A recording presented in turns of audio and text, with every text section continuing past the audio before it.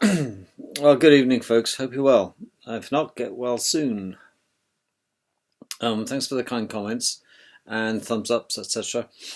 And I've attracted a parasite. I think I've got a virus on my website, on my YouTube channel. That there's a thumbs down virus. It's one per go. It's not bad, not bad going really, is it? Really, you get these little a holes doing stuff like this. It's just whatever makes them feel important. Anyway, bless them.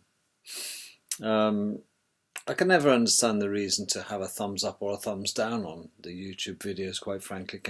It just opens the system up to these little jerks that do this sort of thing. Anyway, moving on.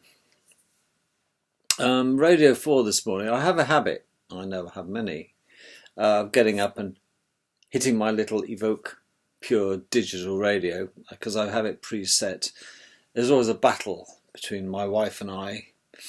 If she's up first, she'll press number 5 or whatever that is, and it's some music channel. God, there's more chitter chatter between the male and female idiot presenters, and occasionally they throw a bit of music in, but it's insane. But hey ho, she likes it. She says it's chewing gum while she's getting ready. For me, it drives me scatty, absolutely mental. I don't like people choosing the type of music I wish to listen to. That's why I use Spotify, which is fantastic. One of the best programs on my phone. Yeah, I have a quite eclectic music collection on Spotify. Worth a tenner a month, I'm sure. I can play it in my car. I don't need to listen to other people's choices. I can't think of anything worse than listening to other people's music choices. It's such a personal thing, isn't it? But for me, I get up and I'm grateful I've got another day, and I press number 4. Often before I have a right to, really, because first come, first serve. You've changed my channel. I'm sorry. I thought you'd gone downstairs. Excuse. Yes. Excuses are thin shells of truth stuffed with a lie. It's just that I can't bear it anymore. I have to get out of this music crap and just at least have some conversation. So I listen to Radio 4 in the morning and listen to the news, the BBC News, to hear what such shit they've been saying and what's happening to our wonderful country, England. Only to discover that apparently knife crime offences in our country have risen exponentially for the past 8 to 10 years. And it's got to a level now where it's really, really becoming a serious problem. Well, since when has knife crime never been a serious problem? For the recipient, anyway. It's a horrible, horrible thing to do, is to stab with a knife another human being. It's bad enough shooting them, but it involves personal contact. You really mean to do this if you're walking around with a knife in your pocket or your possession, and you get yourself into a situation, or you create a situation where you need to stab somebody. And it is a vicious thing to do, because the chances are you don't stab just to injure. Because often these injuries, the people die. The recipients of stabs often die because it's one of those things if you hit a major vessel inside the body, they bleed like crazy and the patient will go into shock. Depending on what artery or major vein you tend to stab. You're not just stabbing a lump of fat. You're stabbing a machine called a human being. You evidently do it quite deliberately, don't you? It doesn't matter, folks, whether it's in self-defense, if it's a fisticuffs, But sometimes many of these little shysters who stab people do it because they think they can get away with it. It's debilitating. Of course it's debilitating. You're stabbing somebody, you're practically killing them. That's what it amounts to. It's a coward weapon for a start. And, for the last 10, 15 years, now that let's look at the statistics for this. Well, who's been invading our country for the last 10 or 15 years en masse? Okay, should we leave it like that? Our ethnic brethren who like mosques, generally. That is their preferred means of attack and defence. There's no defence. They attack. I heard and witnessed so many times that a guy can go into a bar with a girl in a disco, sit down with his girlfriend, and he gets his girl a drink. He's at the bar, he turns around, there's 3 dark-skinned people around his girlfriend at a table, often they're brothers or the same family clan, thinking they can hijack his girlfriend while he's at the bar. This is a common occurrence. I have friends who are police officers who say it's a common story. Okay, it's a wind-up. They're trying to cause fights. This is what it's all about. Nightclubs are not safe places for anybody nowadays, where you've got these little jerks, almost tribal that they are, going to nightclubs. These are the kids, usually, who are out to cause trouble, intimidate I would say Muslim families and couples looking to enjoy themselves and cause trouble. And these little shysters are often driving around in cars that are too big and muscly for them. They probably don't have a driving license, probably, and they're probably not insured for that very reason. But Daddy owns a string of shops, and they're all brothers, sisters, cousins, aunties, sons and uncles. And this is what's causing the huge tribal fights in London as well. Is that a racist statement? No, it's an observation. Because if you look at the overall court statistics and the police reports, and you listen to various newspapers around the country, and these people in court, they're usually worshipping Islam and Muhammad. That's the bottom line of it. And what do you do? What do you think? Well, the British, stiff upper lip lot that they are, idiots, have decided that knife crime's on the rise. What are we going to do about it? Well, I know I could solve the problem overnight personally. Okay, but their solution, the government solution, is for providing discotheques and these nightclubs and late night food outlets where these things often happen in a queue, because the guy and his girlfriend leave a pub with their mates, possibly go for a bit of eat, go and have some fish and chips or a curry or a kebab, and they go in and they're followed in by the trouble, aren't they? And they kick off and they stab them. This is going on every day of the week in our country. And what did the British government decide to help out and placate the problems and the death rates that are increasing and increasing? Because these knives aren't small.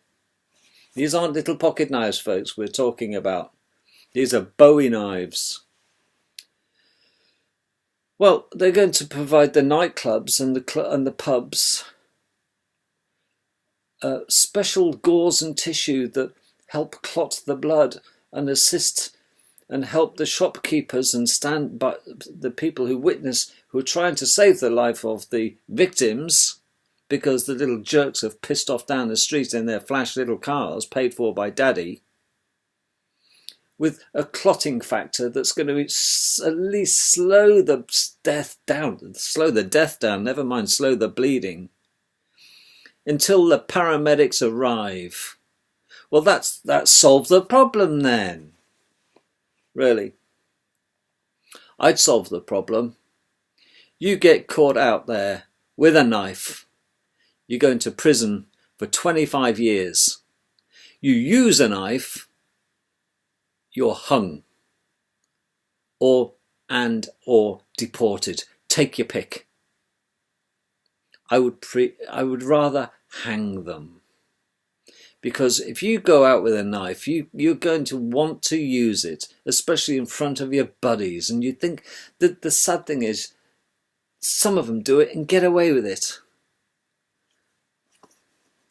I would make it a serious offence. Not £100 fine and 200 hours community service, thanks very much. Don't do it again, Mustafa. As if. No. This is a serious business. It's the equivalent of carrying a bloody knife around, a gun around. Why don't we then, let's all arm ourselves, shall we? We'll just be like America, shall we? Is this where we're going? No, Americans at least have a license to carry guns. But any moron out there carrying a knife has, oh look, flesh knife, yeah, I'll stick him, Yeah, I'll stick you in prison. 25 years and you won't be out a day before. How would that reduce the amount of knife crimes? I would also introduce stop and search. If you're not carrying anything, what are you objecting to being searched for if you haven't got a knife on you? I'll get my dad's lawyer to get into... here we are again. You see, these out of control little rich kids. Because they're the ones with the cash in our society, folks, now. The spoilt little brats that are going around thinking they can lord it all over the streets of UK. Racing will come down like a pair of boy racers. I've come across a few. They don't give a shit whether they bang their car. They haven't got a licence. They turn our streets after 6 and when it gets dark into bloody Death Race 2000 because they simply don't give a shit. And when the police get hold of them, they say, well, yeah, okay, appear in court then. Okay, I'm giving you this ticket. Appear in court for racing down a speeding traffic offence. Give us your licence. They can think of 5 or 6 licences they can pull out. They're all copies or rip-offs. Brothers, cousins, aunties, uncles, son. Okay, how did the police know? Half the police can't bloody pronounce the names on the driving licence, even if it is fake or real. And when they don't show up at court, they go knocking on the door of the family's house, the family. They say, oh, he's gone back to Pakistan for a couple of weeks, seeing his relatives who won't be back. I don't know if he's coming back. Well, that's okay then. You see, in the old days, folks, if a family or a member of a family commit a major crime and they don't appear in court and they don't come to face the music, they burn the family's house down. They get rid of the problem. And you'll only have to do it once and be prepared to do it again and again and again until these bastards get it through their heads. They get away with it. But I can't get away with it at all. White British people can't get it. We stiff up a little. No. You carry a knife and you stab somebody, you're going down. Or we introduce the death penalty in this country like we bloody should do. And we hang these shysters from a rope and hopefully televise it. Or maybe it could be in the city centre every 3rd Saturday. Give them time to sit in prison and think about what's coming their way. You take a life, you go out with a knife, you must be prepared to endanger somebody else's life. Otherwise, why carry the knife? They go out, it's their entertainment. Equally, it's a eugenics programme against the white British population by the invaders. That's what it amounts to, folks. And if you call that racist, well, it's a straight fact. The police are sick of it. Every time. And they deny it and they deny it and they throw the knife away, they get searched, they pull out the knife, they're spotted on CCTV. They think they have an immunity. They're immune from British law. It doesn't, no, you're picking on me, it's racist. I don't go for the racist card. I think if white people carry knives and stab people, they should have the same treatment. They should go to prison, life sentence, simples. And by the way, we're going to reject your family because we don't want families like you living in our streets in this country. See what you've done to your family now for carrying a knife? You. It's insidious, it's a coward's weapon. It's fair enough if you have a fight.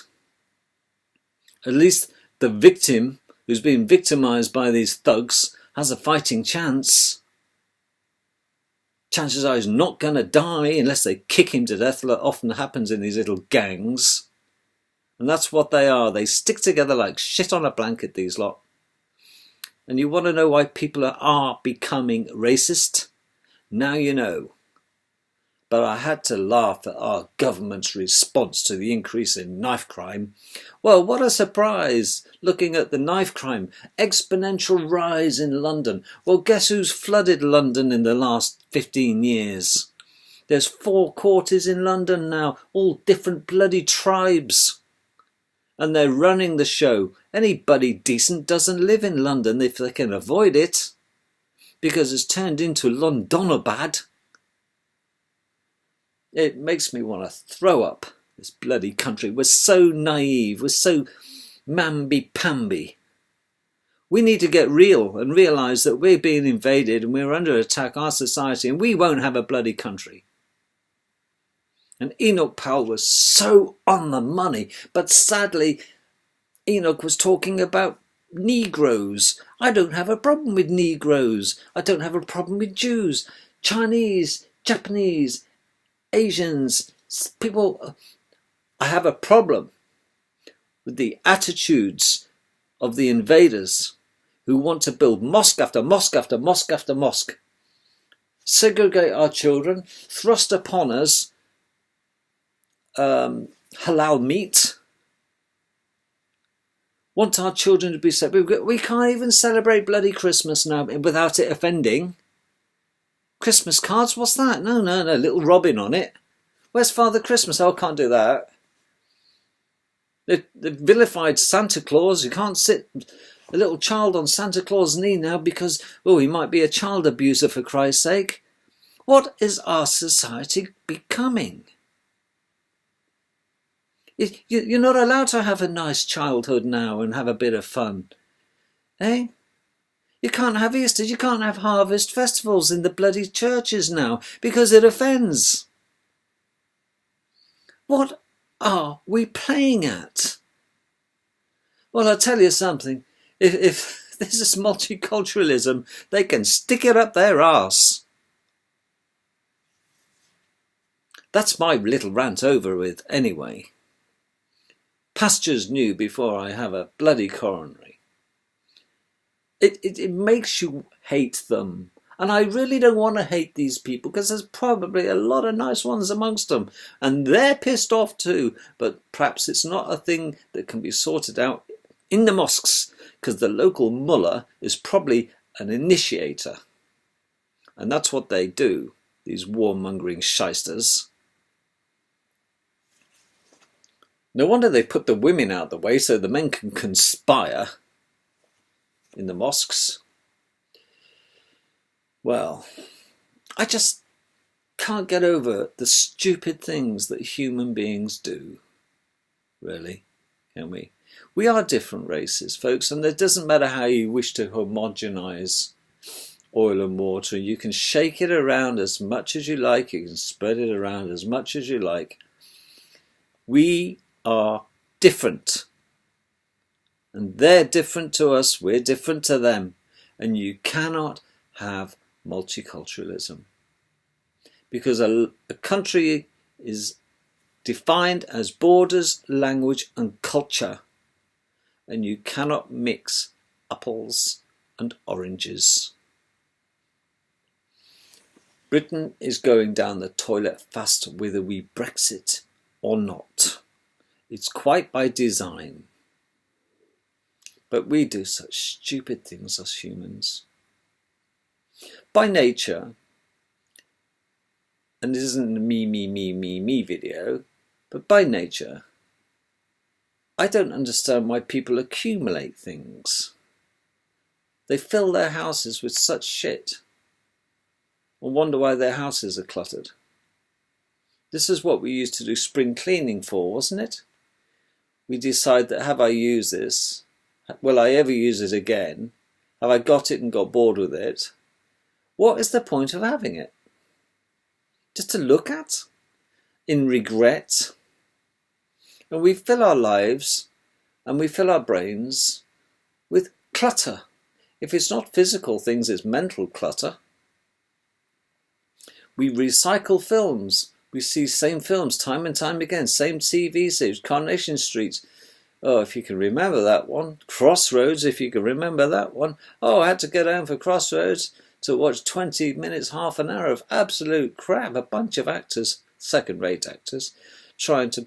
And EastEnders goes on and on and on. Still the same old shit. And it's really funny now. I haven't seen EastEnders in nearly 30 years. I remember Dirty Den, and that was the last time I ever watched EastEnders, because I was having to passively watch it, quite frankly. But why I sit there and I suddenly woke up and I thought, why am I watching this drivel? I've just wasted an hour of my time watching drivel, which doesn't add any value to my life or pleasure to my life whatsoever, because it's all fantasy. So we do this, we're fantasizing our lives away. I can't believe we do this, but we're supposed to be a more enlightened species. We're supposed to, I don't see lions and tigers and birds and, you know, all stuck there hypnotically watching something like a television. No, they're too busy enjoying the fresh air, the beauty of being alive, and bringing their children up and paying attention and teaching their offspring how to survive. I don't see animals getting into debt for trivial shit. And that's why I'm a minimalist. I've suddenly realised that the accumulation of other people's shit that they're selling isn't for me. I can live without it. This is the question I ask myself now. First question is, I see something, I thought, well, that's nice. I think I'll buy that. Get a card out, I'll buy that. And then you play with it a bit, and it's in the drawer. In the drawer, in the cupboard. Out of sight, out of mind. On to the next. We have the patience of a gnat. We thought we wanted it. Women are particularly expert at this, of course, with the plethora of shoes. And they turn it into, and you know, you can't get in the cupboards, the wardrobe. Open it up. Her side, my side. Shoes, blouses, couple of skirts, couple of nice dresses. But the shoes, how many feet has she got? For me, 3 pairs of shoes. And if one's died a death, pair of shoes, I'll throw them away. I'll go and buy just 1 pair of shoes to replace them. I'm a 3 pair of shoe man. I'm a 2 pair of jeans man, or 3 maximum. And as one gets washed, I wear another. If one gets worn out, I'll go and buy another pair. I have 3. It's a continued group of 3 with me. But how is it that the women that I've had dealings with, even my brother's wives, are the same? No criticism of my wife, heaven forbid. You can't, and I mustn't. But women think differently. They feather their nest. Boy, do they feather their nest. They can't be seen wearing the same clothes the same day, the next day, can they? Me, I have to be told to change my jeans. I truly do. You're wearing those jeans again. Yeah, they're perfectly fine. Why do you point that out? Well, you've had them on for 4 days. Well, who's counting? She is. I don't sit there and say, you've had that dress on for 3 days. What's going on? It doesn't enter my head. It's not in my equations. It's really not in my mindset. It's of zero importance. You see how we differ?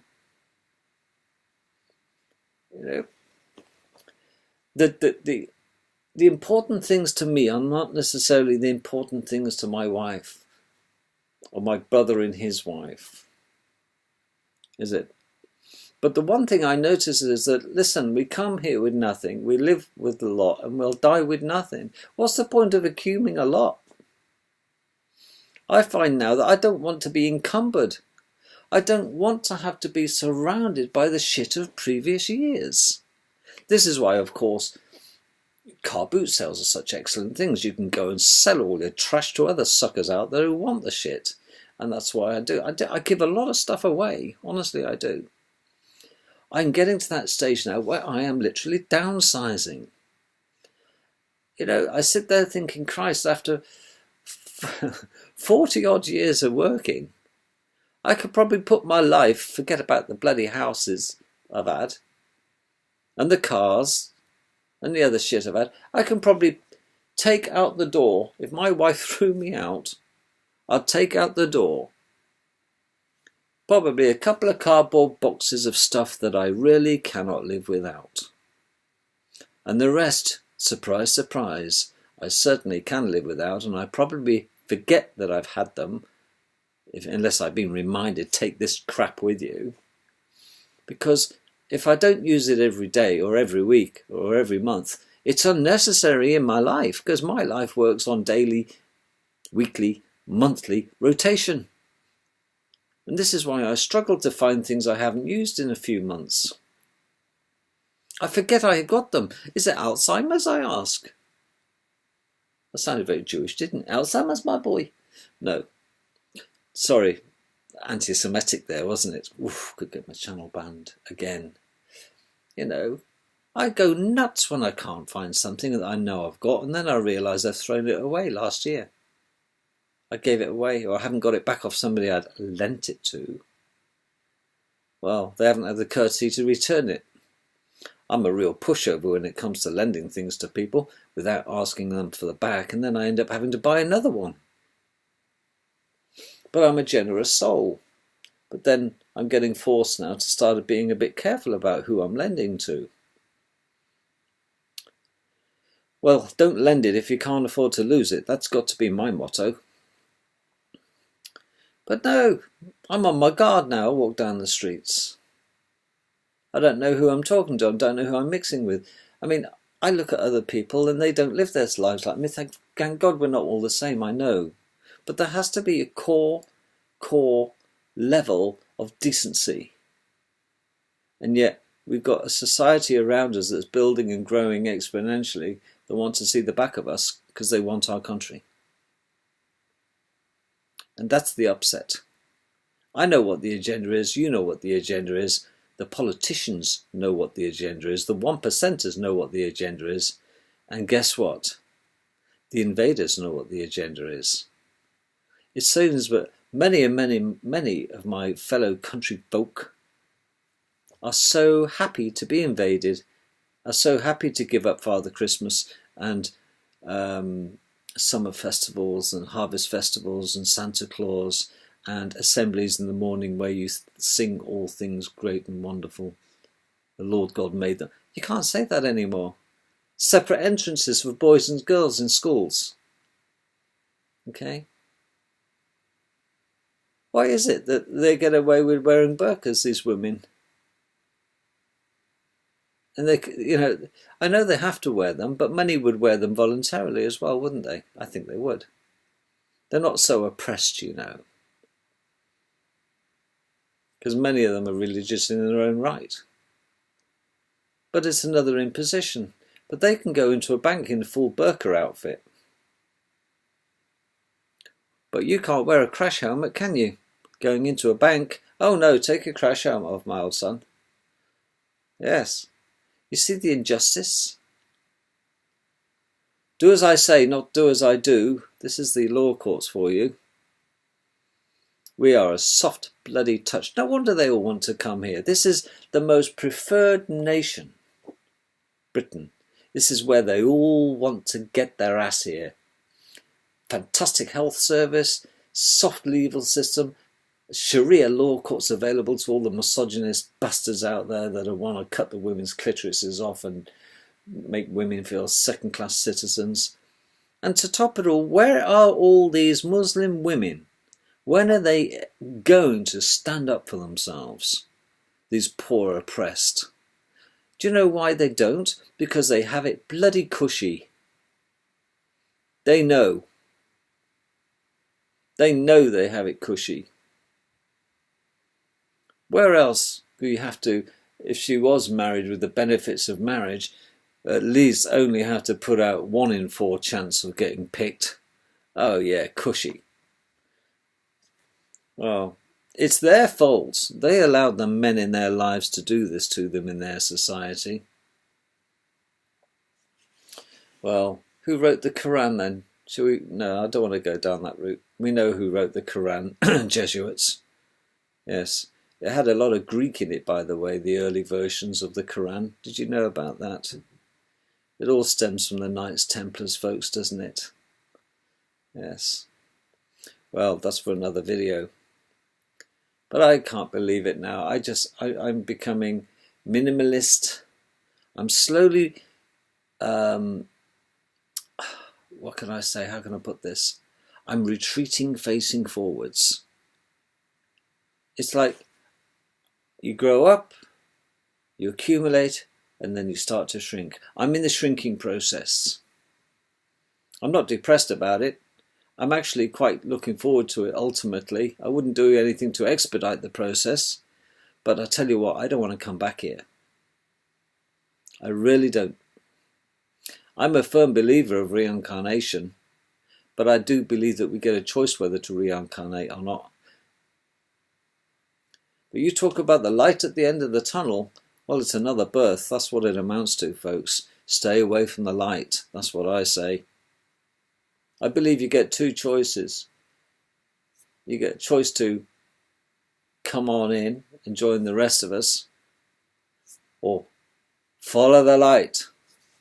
If you follow the light, you're straight into being born again. If you go and join the rest of us, I think that's the kingdom of heaven, or whatever it's perceived to be. But it can't be any bloody worse than what we're in now. Because currently we're all destined to hell. See last night's video. And it will be hell on this earth. And I truly, truly do not want to come back. I'm downsizing for a reason. But I can't get upset if I lose things. I don't get bent out of shape if I lose things. I know some people, they have a cataclysmic explosion going on in their head that they've lost something. They'll tear the house apart to find it. If only they realised that they forgot they lent it out to Charlie 4 doors down and he hasn't brought it back yet. But fluoride affects us in all the same way. We're losing touch. We're losing our country. We're losing our language and culture. And it's a tragedy. And nothing, folks, nothing will stop this. They do say that the speed of a convoy of lorries is dictated to by the speed of the slowest truck. And that is oh so true. And our demise as a nation isn't going to end with Brexit, although I am a Brexiteer.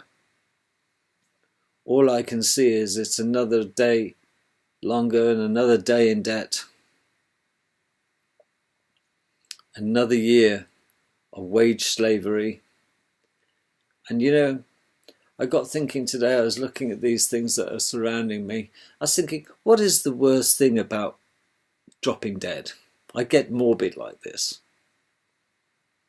Because I think the bastards have had a lucky escape. The ones that have gone before us, they truly do. If only they knew, they don't have to deal with the shit I have to deal with every day. A lot of my life. Governments, tax, hassle, daily routine, daily boredom, realising now that I'm going to drop dead and I've got this knowledge in my head. And I think, why have I spent my life accumulating this knowledge in my head for it to be stuffed out like that? It doesn't seem natural, does it? Because nature hates waste. Yet what happens when we die? It's all gone. Well, what a waste. You look at the famous people in our history, the wonderful, fantastic people. Enoch Powell. Yeah. Look at the people that have died before us. have taken this wonder of their brain and their knowledge and their character and personality and their wits and their charm, and the human has gone. He's sung his song or she's sung her song and they've gone. And what have we got left? Nada. We have it mentioned in the newspaper, in the obituary. I'm looking forward to reading Henry Kissinger's obituary, and I keep on waiting, but the bastard's refusing to die before me. God, I just want to see that obituary. My life would be almost complete if I could read Henry Kissinger's obituary. He died a horrible, painful death. Yeah, that's to pay back for the miserable pain he caused everybody else in our bloody world. Henry, the elite 1%er, Kissinger. It's funny when you look at the state of the bloke that he's actually survived this long. Look at the royal family as well. They live to a ripe old age, but they don't get the bloody poisons that we get shoved into us, do they? They don't get the pharmaceutical shit that we have to take when we're poorly. They get super medicine. They get ultrasonic sound waves. They get superb healthcare. Not for me and you, of course, or our kids, no. Queen Mother, yeah. How old was she? 101? 102? Something ridiculous. The Queenie, the current Queenie, the traitor, by the way, sold our country out. We don't have a British constitution anymore. We don't have a country anymore. We certainly shouldn't, and don't, by law, have a royal family. But they're hanging on in there. They sold us out. She, the Windsor Saxon Coburg Gotha, and her SS Nazi gang have sold our country. They're traitors, folks, and we know where their heads should be on Traitors' Gate. But nobody's got the balls. You won't get a sniff at getting that one into court. Who'd testify against her? I am an anti-royalist like you cannot believe. It makes me want to throw up that we were at war with the grandparents and the parents of such people. And yet they are the kings and queens. We got Phil the Greek. He's not really Greek. Yeah, they're all Nazis. But, well, less said, sooner mended, eh? It's worse than the Rothschilds funding both sides of the bloody wars. They don't care who they lend money to. They funded Hitler. The Bank of England funded Hitler, by the way. Rothschilds. Yes. The Rothschilds' Bank of England was funding Hitler so he could bomb British families because the bankers don't care who dies. It's all about the money, my boy. Ovey, ovey. And this is why I have become totally disillusioned with all this. And do you know what now I spend my time doing? Trying to improve the quality of life for people for the rest of the time they have on this miserable planet that was supposed to be a bloody paradise. And it's been wrecked. Yet again. See last night's video for further information about that one. We're at it again. Just in a different way. But all roads will lead to Rome, the utter destruction of our earth, the flat one. And somebody asked the other day about this, I forgot to answer it. Why is the sky blue? Well, look into any bowl. It's because there's water above our heads. Hello? But the scientists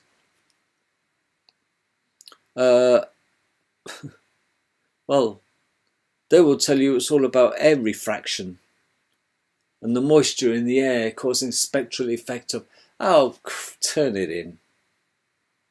No.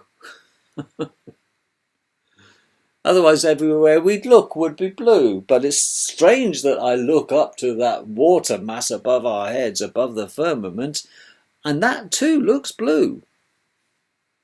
Once you get past the clouds. Of course the sky is blue, because if you look up there, there's lots of water.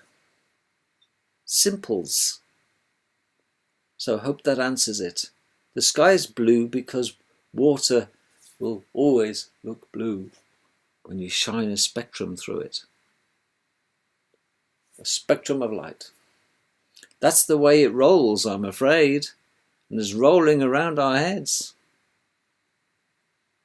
Well, life is a mystery. But just to recap, anybody caught carrying a knife, or worse still, using one, should be in prison, awaiting the knock knock knock on the door. Time for your last breakfast. Hope you enjoy it. You're coming out for a bit of a swing. As if. Yeah, that's about right. As if. It ain't gonna happen. That's if I ruled the world. Catch you tomorrow, folks.